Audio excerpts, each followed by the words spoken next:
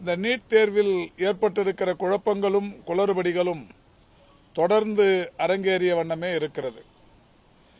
2021 ஆண்டு நீட் தேர்வை பொறுத்தவரை 720க்கு 720 மதிப்பெண்களும் பெற்றது என்பது ஒரே ஒரு மாணவர் தான். 2021 பொறுத்தவரை 2 மாணவர்கள், 2022 பொறுத்தவரை 0, 2023 பொறுத்தவரை 2 பேர். இந்த ஆண்டு அது அபரிதமாக உயர்ந்து 67 என்று வந்திருக்கிறது. இதிலேதான் அனைவருக்குமே பெரிய அளவிலான அச்சமும் இதிலே குளறுபடிகளும் இருப்பதற்கு காரணமாக இருந்து கொண்டிருக்கிறது. இதில் நேஷனல் டெஸ்டிங் ஏஜென்சி என்று சொல்லக்கூடிய தேசிய தேர்வு முகமை அவர்கள் சொன்ன காரணம் என்பது, இவ்வளவு பேர் முதல் மதிப்பெண் பெற்றதற்கு இந்த 67 பேர் 100க்கு 100 என்கின்ற அளவிலான மதிப்பெண் பெற்றதற்கும் 720க்கு 718 719 போன்ற மதிப்பெண்களை பெற்று டாப் 100 என்கின்ற வகையில் 100 பேரை அவர்கள் தேர்வு செய்து அனுப்பிய பட்டியலிலும் இருக்கிற அந்த குளறுபடிகள் கண்டுபிடிக்கப்பட்டது. அதில் 718 719 என்று பலருக்கு அந்த மதிப்பெண்கள் இருந்தது. இது சாத்தியமில்லாத ஒன்று. ஏனென்றால் 180 கேள்விகள் அடங்கியதுதான் நீட் தேர்வு. ஒரு கேள்விக்கும் 4 மதிப்பெண். ஒரு கேள்வியை அவர்கள் தேர்வு செய்து பதிலளித்தால் 4 மதிப்பெண். அவர் தவறுதலாக பதிலளித்திருந்தால் ஒரு அபராத மதிப்பெண்ணோடு சேர்ந்து 5 மதிப்பெண் அவர்கள் பெற்ற மதிப்பெண்ணிலிருந்து குறைந்துவிடும். ஆக 180 கேள்விகளையும் அவர்கள் அட்டன் செய்திருந்தால், சரியான பதில் அளித்திருந்தால் 720 கிடைக்கும். ஒன்று தவறுதலாக இருந்தால் 716 கிடைக்கும். எழுதாமல் விட்டுவிட்டிருந்தால், அதுவே தவறுதலாக குறிப்பிடப்பட்டிருந்தால் 715 கிடைக்கும். 715 என்பது கேள்வி தவறுதலான கேள்விக்கு கிடைக்கிற மதிப்பெண். 5 மதிப்பெண் கிடைத்திருக்கும். கேள்வி விட்டிருந்தால் 716 கிடைக்கும். 718ம் 719ம் எப்படி கிடைத்தது என்பது கல்வியாளர்களின் கேள்வி, மாணவர்களின் கேள்வி. இந்த நிலையில்தான் தேசிய தேர்வு முகமை இவர்களுக்கு கருணை மதிப்பெண் தரப்பட்டது, கிரேஸ் மார்க்ஸ் தரப்பட்டது என்கிறார்.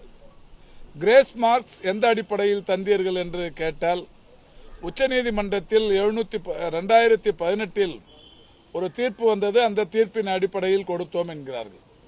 2017க்கு பிறகுதான் தமிழ்நாட்டை பொறுத்தவரை நீட் என்பது நடைமுறைக்கு வந்து கொண்டிருக்கிறது. ஆனால் 2018 ஒரு தீர்ப்பு, அந்த தீர்ப்பை பொறுத்தவரை இந்த நீட்டுக்கான தீர்ப்பே இல்லை. உச்சநீதிமன்றத்தில் நீட்டுக்கு எந்த வகையிலும் நேர பற்றாக்குறைக்கான காரணமாக கிரேஸ் மார்க் கொடுக்க வேண்டும் என்று எந்த இடத்திலும் தீர்ப்பு தரவில்லை. இதற்கு இவர்கள் ஆதாரமாக காட்டுவது, நேஷனல் டெஸ்டிங் ஏஜென்சி ஆதாரமாக காட்டுகிற அந்த தீர்ப்பு என்பது 2018 காமன் லா அட்மிஷன் டெஸ்ட் என்று சொல்லக்கூடிய கிளாட் என்று சொல்லக்கூடிய ஒரு தேர்வுக்கு கொடுத்த தீர்ப்பு. காமன் லா அட்மிஷன் டெஸ்டுக்கு கொடுத்த தீர்ப்பை நீட் தேர்வுக்கு பொருந்தும் என்கின்ற வகையில் இவர்கள் அதை எடுத்துக்கொண்டு இன்றைக்கு இந்த நீட் தேர்வுக்குமே இந்த கருணை மதிப்பெண்களை தருகிறார்கள். இது மிகப்பெரிய அளவிலான மோசடி. காரணம், காமன் லா அட்மிஷன் டெஸ்ட் என்பது ஆன்லைன் டெஸ்ட். அந்த ஆன்லைன் டெஸ்ட் எப்பொழுது அந்த தேர்வுக்கு அவர்கள் முயல்கிறார்கள், எப்பொழுது தேர்வு முடிகிறது என்கின்ற அந்த கால நிர்ணயத்தை மிக துல்லியமாக கண்டறிய முடியும். ஆனால் ஆஃப்லைன் டெஸ்ட் என்பது இதில் 3 மணி நேரமும் 20 நிமிஷம் அவர்களுக்கு வழங்கப்படுகிறது.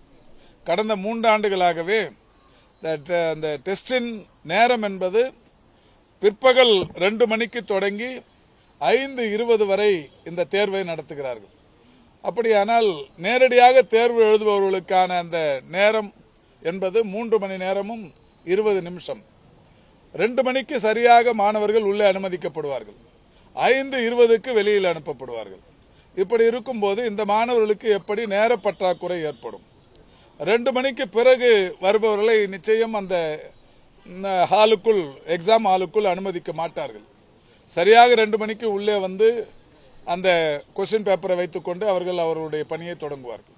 இப்படி இருக்கும்போது நேர பற்றாக்குறை இதில் எந்த வகையில் பொருந்தும் என்று கல்வியாளர்களும் குறிப்பாக மாண்புமிகு தமிழ்நாட்டின் முதலமைச்சர் அவர்கள் இந்த நேர பற்றாக்குறை, கிரேஸ் மார்க்ஸ் போன்றவற்றில் மிகப்பெரிய குளறுபடிகள் ஏற்பட்டிருக்கிறது, இது மாணவ சமுதாயத்திற்கு சரியான நீதி வழங்கிட வேண்டும், நீட் விலக்கு தான் தமிழ்நாட்டின் இலக்கு, எனவே இந்த குழப்பங்களுக்கு ஒரே தீர்வு நீட் விலக்கு என்று மாண்புமிகு தமிழ்நாட்டின் முதலமைச்சர் அவர்கள் இதை தொடக்கத்திலேயே கண்டித்தார்.